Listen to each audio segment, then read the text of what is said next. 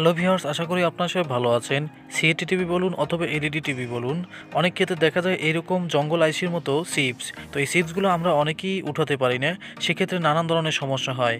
এই ভিডিওর পরে একটি নতুন চমক আসবে, আশা করি সেই ভিডিওটি আপনারা দেখবেন। সেটি হলো আমার জীবনের প্রথম ফাঁস ব্লগ। তো বন্ধুরা, এটা অনেকটাই রিস্ক, তাই একটু মাথা খাটিয়ে যদি আপনারা এই কাজগুলো করেন তাহলে অনেকটাই এই আইসি এলইডি টিভিতে দেখা যায় এরকম প্রচুর আইসি, সেগুলো আপনারা নিমিষেই কাজ করতে পারবেন। আমার সামনে দেখতে পাচ্ছেন একটি রোবোটিক ফ্রেম। তো এরকম ফ্রেমে অথবা আপনারা কোনো একটি কিছু দিয়ে ভালোভাবে সার্কিটটি রেখে এখানে পেস্ট লাগিয়ে দিবেন আইসির চারপাশে। আমাদের এই আইসিটি ফুটে গেছে, এই আইসিটি আমরা চেঞ্জ করব। এটি একটি প্রিন্টার সার্কিট বোর্ড। তো সিএটি টিভিতে অনেক রকমের দেখা যায়। এখানে দেখেন 450-এ আমরা রেখেছি। তো অনেক ভাই বলে যে এখানে এত নাম্বার রাখতে হবে, কিন্তু আমি এটা বলবো না এই কারণে, কারণ আপনার যতটুকু হিট প্রয়োজন হবে ততটুকু আপনি দিবেন। আমি বললাম 300-তে রাখবেন, কিন্তু আপনার 300-তে হলো না। সেই জন্য আপনার বিবেক অনুসারে যখন আপনি দেখবেন অতিরিক্ত হিট হয়ে গেছে, তখন আপনি মনে করবেন পারফেক্ট, যখন মনে করবেন তখনই আপনি এই কাজটি শুরু করতে পারবেন। যাই হোক, আমি 450-এ হিট দেব। অতিরিক্ত বাতাস রাখা যাবে না, মানে ইয়ারটা কমিয়ে রাখতে হবে। অতিরিক্ত বাতাসের ফলে চারপাশে যে আমাদের ছোট ছোট ক্যাপাসিটার রেজিস্ট্যান্স কম্পোনেন্ট রয়েছে সেগুলো উঠে যেতে পারে। এক্ষেত্রে অনেক ধরনের সমস্যা হতে পারে।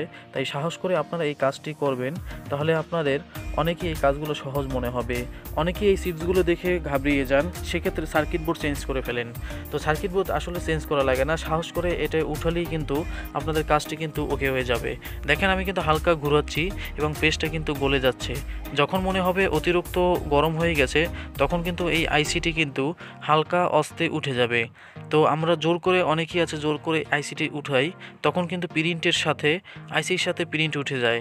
সেই জন্য আমরা অবশ্যই খেয়াল রাখবো, এরকম হালকা ঘুরাতে থাকবো।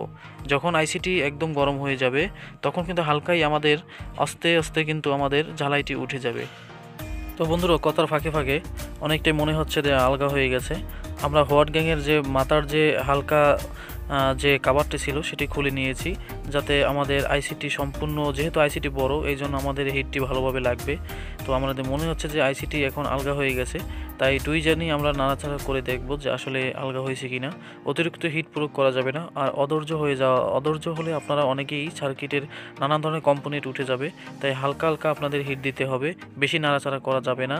তো বন্ধুরা, খুব সতর্কভাবে এই কাজটি করা লাগে। তো অনেক সহজ। দেখেন বন্ধুরা, দেখেন হালকা কিন্তু উঠে গেছে। তো খুব নিমিষেই কিন্তু আমাদের আইসিটি কিন্তু উঠে গেল। তো এরকম আপনারা উঠিয়ে ফেলবেন। এখন আমরা যে ভালো একটি সার্কিট আছে, যেটাতে আমাদের আইসিটি ভালো আছে, অপর সার্কিটটি, সেটা আমরা এখানে বসাবো। তার আগে এটাকে আমরা ক্লিন করে নিব। তো বন্ধুরা, দেখতে পারলেন খুব নিমিষেই আমাদের আইসিটি উঠে গেল। এখন আমরা এখানে যে আইসিটি ছিল, অন্য সার্কিটে যে আইসিটি ভালো ছিল, সেটা আমরা এখানে লাগিয়ে দেব। তাহলে আমাদের এই প্রিন্টারের সার্কিটটি নিমিষেই খুব ওকে হয়ে যাবে, কোনো সমস্যা থাকবে না। আর সিএটি টিভিতে এরকম চিপস অনেকেই দেখা যায়, এরকম চিপস। তো আগের সার্কিটগুলো এরকম চিপস ব্যবহার করছে। তো আপনারা যারা এই চিপসগুলো পরিবর্তন করতে চান, এরভাবে পরিবর্তন করবেন। তো বিভিন্ন সার্কিট থেকে কপি করবেন, অথবা কিনতেও পাওয়া যায়।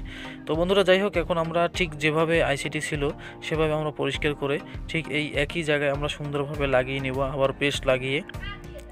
তো এই কাজটি করতে গেলে আমাদের ধৈর্য অবশ্যই প্রয়োজন। অধৈর্য হলে এই সার্কিটটি নষ্ট হয়ে যাবে এক চান্সে। তাই অবশ্যই আমরা সতর্কভাবে এটি করব। তো যাই হোক বন্ধুরা, আমরা আবার আইসিটি এখানে পেস্ট লাগিয়ে তারপর কিন্তু আমরা আইসিটি আবার হিট দিব। হিট দিলে আমাদের আগের ঝালাইয়ের সাথে মিলে যাবে। আর সাবধান থাকবেন আপনারা, আমাদের যে এখানে পিনগুলো আছে আইসির, সেগুলো যাতে শর্ট না হয়। তো এই শর্ট যাতে না হয়, সেক্ষেত্রে আমাদের একটি ক্লিনার আছে, সেই ক্লিনারটি আপনারা যদি ব্যবহার করেন অনেকটাই শর্ট কেটে যাবে। তো এই ক্লিনারটা ব্যবহার করলে সিএটি টিভি সকল সার্কিটে এটি ব্যবহার করা যায়। এটি একটি থিনার পেট্রোলের মতো কাজ করে, তার চাইতে ভালো। তো দেখেন, এটি মোবাইলে সাধারণত কাজ করে।